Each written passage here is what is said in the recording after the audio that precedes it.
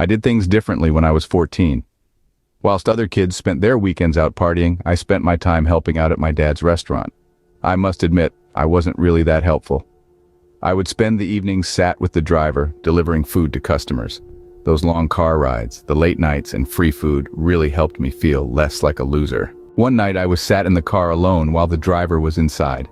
I could hear the raindrops gently tap on the window as I scrolled through my phone.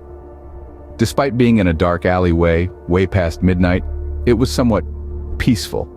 That feeling of being at peace didn't last long. Tap, tap, tap. A knock I will never forget. I turned to look through the window, and there, hunched over, I see a woman. An old woman in a ragged white dress, feeble. The woman's face was wrinkled, and her long gray hair, thin and brittle. The woman looked like she had clawed out of the nearest grave. She looked me dead in the eyes, devoid of any emotions, and whispered, "Help." I didn't know how to help. I was a kid, and I knew that the phone lines to the nearest psych ward would be closed. Hesitantly, I told her to go away. I looked back at my phone, hoping she would leave me alone. A louder, more aggressive knock followed. Startled, I jumped back in the seat, only to see it was the driver. I was relieved, but I could feel that this was the start of something sinister. Over the next few days, I couldn't help but notice the old woman everywhere I'd go. It was in the distance, but I distinctly recognized the ragged white dress.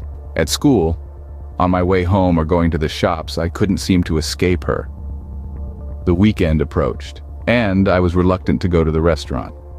I decided to spend the night at home, wrapped in a cozy blanket. I was eating ice cream and watching Rush Hour when suddenly I got a call from my dad. They were busy and needed help on the counter. I couldn't exactly say no, and so I hopped out of bed and off I went. It was a long and chaotic night. Right before we were about to close, I stepped outside to sneak in a cigarette. I was puffing away at my cancer stick and saw the old woman in the distance. Shit. As the woman drew closer, I felt my muscles become tense, my heart rate slowing down until I was frozen. Helplessly, I watched this woman, now stood right in front of me, raise her bony arms to the side, lift her head back, and scream to the skies. I was petrified. On instinct, I screamed back. It became hazy, and I could feel someone rush me inside. I was in a state of panic, and it took several people and several minutes to calm me down. I then asked those around me if they knew anything about this old woman I could see. The chef stepped forward. He revealed that while he hasn't had an encounter, he has heard stories about this spirit. Years ago, a kind and gentle woman was brutally raped and murdered in that very street. The suspects were never charged, and it is believed that over time, this spirit has become vengeful, and now she is in search of a vessel to exact her revenge. Understandably, I was prohibited to go back to my dad's restaurant. However, 15 years later, I still see the old woman out in the distance.